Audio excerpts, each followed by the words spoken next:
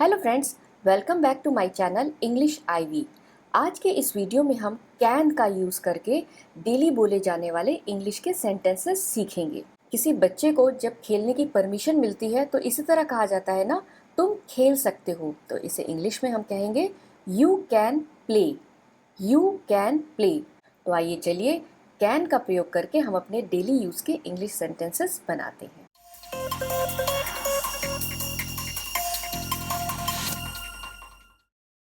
Can का अर्थ होता है सकता हूँ, सकती हूँ, सकते हो, सकती हो और सकते हैं।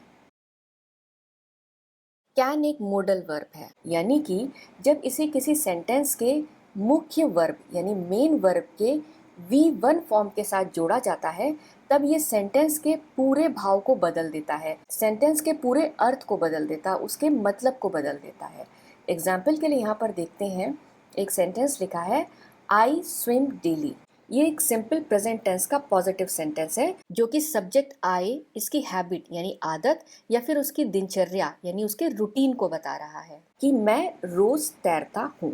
लेकिन अब अगर हम इस सेंटेंस के मेन वर्ब स्विम इसके पहले कैन जोड़ करके सेंटेंस बनाते हैं तो हमारा सेंटेंस होगा आई कैन स्विम डेली, जिसका अर्थ होता है मैं रोज तैर सकता हूँ। तो अब देखिए कैन लगाने पर इस सेंटेंस का अर्थ बिल्कुल बदल गया। अब ये सेंटेंस सब्जेक्ट आई इसकी रूटीन या उसके हैबिट को नहीं बता रहा है, बल्कि इंफॉर्मेशन दे रहा है कि सब्जेक्ट में रोज तैरने की क्षमता है। अब ये सेंटेंस सब्जेक्ट आई उसकी एबिलिटी को बता रहा है, उसकी क्षमता को बता रहा है। तो इस तरह से कैन जो कि एक मोडाल वर्ब है, इसे सेंटेंस के मुख्य वर्ब मेन वर्ब के V1 फॉर्म के साथ जोड़कर हम उस सेंटेंस का पूरा अर्थ पूरा तात्पर्य ही बदल देते हैं। अब क्वेश्चन ये है कि कैन का यूज़ हम कब करते हैं। तो कैन का यूज़ हम मुख्यतः तब करते हैं जब हमें किसी की एबिलिटी यानी कि क्षमता, किसी चीज़ के होने की संभावना यानी कि पॉसिबिलिटी, या फिर किसी कार्य को करने की अनुमति यानी कि परमिशन के बारे में बात करनी होती है, तब हम कैन का यूज़ करते हैं। कैन से बनने वाले सभी वाक्य वर्तमान समय यानी प्रेजेंट या फिर नियर फ्यूचर से रिलेटेड होते हैं। कैन का यूज़ हम पास्ट के लिए नहीं करते हैं, पास्ट के लिए हम कुड का यूज करते हैं।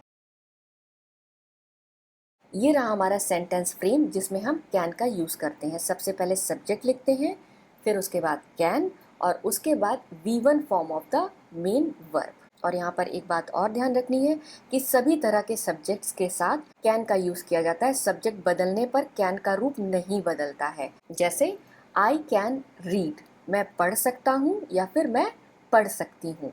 यू कैन रन, तुम दौड़ सकते हो या फिर तुम दौड़ सकती हो। वी कैन सिंग, हम गा सकते हैं। शी कैन गो, वह जा सकती है।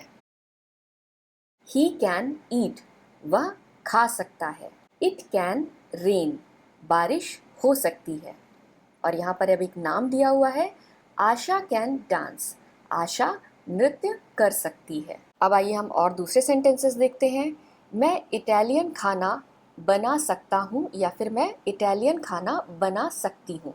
तो यहाँ पर सब्जेक्ट है मैं यानी आई, सकता हूँ या सकती हूँ के लिए हम लिखेंगे कैन, और V1 फॉर्म क्या होगा, खाना बनाना यानी कि कुक। क्या बना सकती हूँ, इटालियन खाना, इटालियन फूड। तो हमारा सेंटेंस हो जाएगा I can cook Italian food. I can cook Italian food. तुम मेरी पेन उधार ले सकते हो। अब यहाँ पर सब्जेक्ट क्या हो जाएगा, तुम यानी यू, सकते हो कैन, और इस सेंटेंस में मुख्य वर्ब क्या है, मेन क्रिया क्या है, उधार लेना। तो उधार लेने की इंग्लिश क्या होती है, बोरो। बोरो का V1 फॉर्म क्या होता है, बोरो। और क्या उधार ले सकते हो, मेरी पेन यानी माई पेन। तो हमारा सेंटेंस क्या हो जाएगा, you can borrow my pen. You can borrow my pen.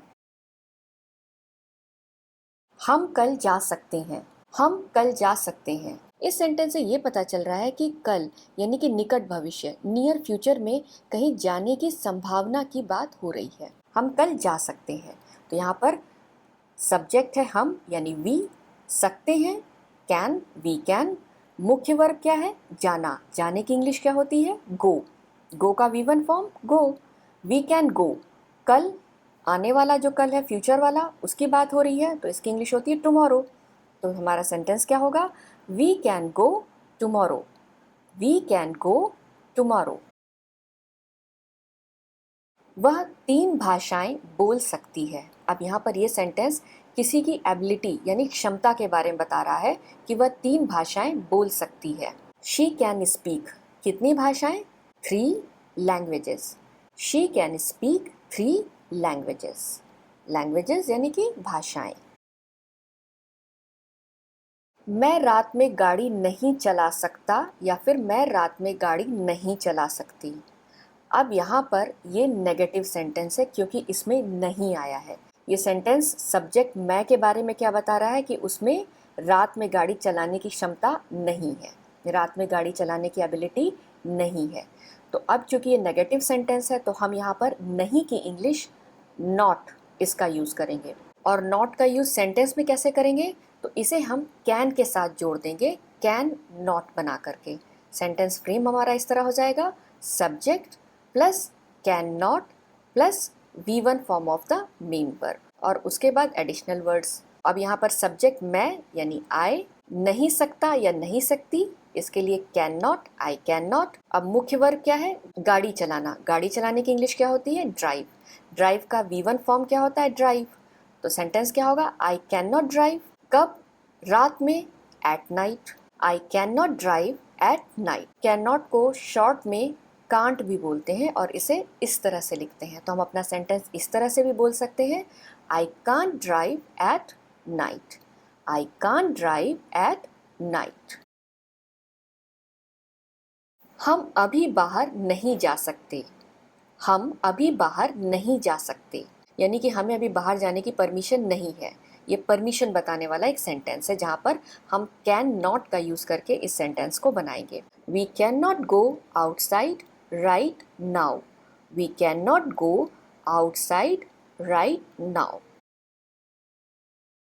अब यहाँ हमारा सेंटेंस है, क्या वे अंग्रेजी समझ सकते हैं? अब यहाँ पर ये सेंटेंस किसी की एबिलिटी पूछ रहा है यानी कि ये क्वेश्चन पूछने वाला सेंटेंस है, क्या वे अंग्रेजी समझ सकते हैं?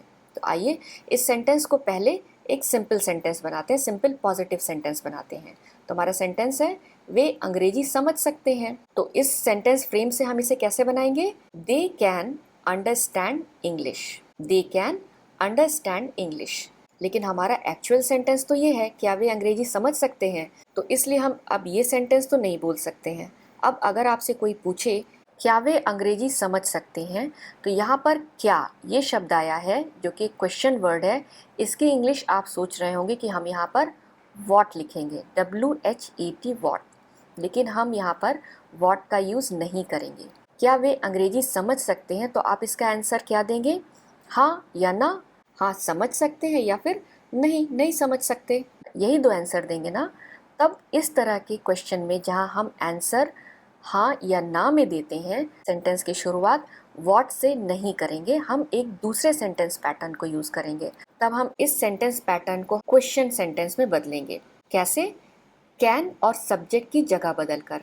कैन को सब्जेक्ट की जगह लिख देंगे और सब्जेक्ट को कैन की जगह लिख देंगे और सेंटेंस के अंत में क्वेश्चन मार्क लगाएंगे। और ये हो गया हमारा क्वेश्चन सेंटेंस रेडी, जहाँ पर कैन पहले है, उसके बाद सब्जेक्ट, उसके बाद V1 form of the verb. और आइए चलिए हम अपना सेंटेंस बनाते हैं। तो कैन, सब्जेक्ट है वे यानी they, can they, V1 form of the verb. यहाँ पर समझना, समझने की इंग्लिश होती है अंडरस्टैंड। अंडरस्टैंड का V1 फॉर्म होता है अंडरस्टैंड। कैन दे अंडरस्टैंड, क्या समझना है? अंग्रेजी यानी English. Can they understand English? Can they understand English? और आंसर होगा यस या नो में। क्या मैं यहाँ बैठ सकता हूँ या फिर क्या मैं यहाँ बैठ सकती हूँ? आंसर हाँ या ना में ही होगा। हाँ बैठ सकते हैं या फिर नहीं नहीं बैठ सकते। तो हमारे यहाँ पे सेंटेंस कैसे बनेगा? Can I sit here? Can I sit here?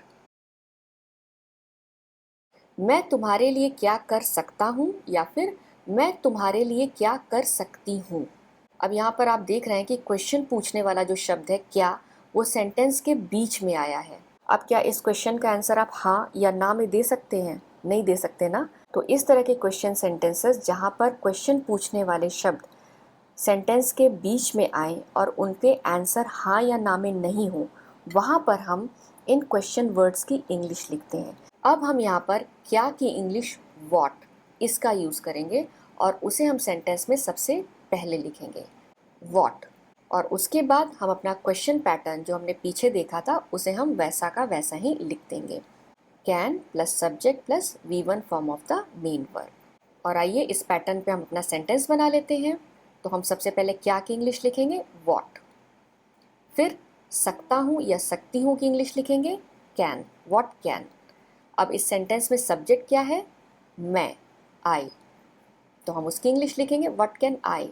फिर करने की इंग्लिश लिखेंगे, करने की इंग्लिश होती है डू, तो इसका V1 फॉर्म लिखेंगे do, what can I do, तुम्हारे लिए, for you, what can I do for you, what can I do for you. मैं तुम्हें कब कॉल कर सकती हूँ या फिर मैं तुम्हें कब कॉल कर सकता हूँ। तो कब की इंग्लिश हम सबसे पहले लिखेंगे व्हेन, फिर सेंटेंस पैटर्न को यूज़ करके हम रेस्ट ऑफ द सेंटेंस को कंप्लीट करते हैं। When can I call you, when can I call you. हम थिएटर में बाहर का खाना नहीं ला सकते, we can not bring, we subject, can not नहीं सकते, ब्रिंग यानी लाना, we can not bring outside food यानी बाहर का खाना, we can not bring outside food into the theatre. हम कल जा सकते हैं, अब आप इसको आसानी से बना सकते हैं, हम कल जा सकते हैं, we can go tomorrow, we can go tomorrow. वह किसी भी पल आ सकता है, he can come at any moment, he can come at any moment, any moment यानी किसी भी पल, he can come at any moment. अब यहाँ पर ये क्वेश्चन सेंटेंस है, क्या मैं पारुल से बात कर सकता हूँ या फिर क्या मैं पारुल से बात कर सकती हूँ कृपया। सेंटेंस कैसे बनेगा, can I speak with Parul please, can I speak with Parul please. क्योंकि इस क्वेश्चन का आंसर क्या होगा, हाँ कर सकते हो, नहीं नहीं कर सकते हो। तो चूंकि ये क्वेश्चन सेंटेंस है हाँ या नहीं वाला, इसलिए इसकी शुरुआत में हम क्या की इंग्लिश वॉट ना लिख करके हम इसकी शुरुआत कैसे करेंगे, can say. Can I speak with Parul please.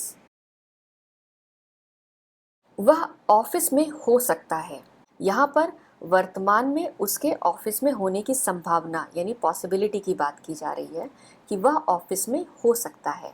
सकता है इसका अर्थ है कि सब्जेक्ट यहाँ पर मेल है, इसलिए हम वह के लिए ही का यूज़ करेंगे, ही सकता है कैन, ही कैन, होना किसी स्थान पर होना, इसके लिए हम बी का यूज़ करेंगे, ही कैन बी कहाँ, at the office, he can be at the office, वह ऑफिस में हो सकता है। मैं इसे कहाँ से खरीद सकता हूँ। अब यहाँ पर देखिए क्वेश्चन वर्ड कहाँ ये सेंटेंस के बीच में आया है और इस सेंटेंस का आंसर हाँ या ना में नहीं होगा, हाँ ना के सिवा कुछ और होगा। तब यहाँ पर कहाँ की इंग्लिश हम सबसे पहले लिखेंगे। तो कहाँ की इंग्लिश होती है वेयर, वेयर, और फिर अपना ये सेंटेंस पैटर्न फॉलो करेंगे। वेयर कैन, सब्जेक्ट क्या है आई, खरीदना, खरीदने की इंग्लिश होती है buy, BUY buy. Where can I buy this, where can I buy this. तुम टीवी देख सकते हो लेकिन सिर्फ 30 मिनट के लिए, यहाँ पर परमिशन के लिए कैन का यूज़ करेंगे। तुम टीवी देख सकते हो, you can watch TV, you can watch TV, लेकिन सिर्फ 30 मिनट के लिए, लेकिन यानी but only for 30 minutes, but only for 30 minutes. मैं तुम्हारी माफ़ी स्वीकार नहीं कर सकता या फिर मैं तुम्हारी माफ़ी स्वीकार नहीं कर सकती। I can not accept, accept माने स्वीकार करना, क्या नहीं स्वीकार कर सकती, तुम्हारी माफ़ी, your apology, your apology, I can not accept your apology. I hope आपको मेरा वीडियो पसंद आया होगा। मेरे इस वीडियो को लाइक और शेयर ज़रूर कीजिए। साथ में मेरे इस चैनल को सब्सक्राइब करना मत भूलिए। थैंक यू, धन्यवाद।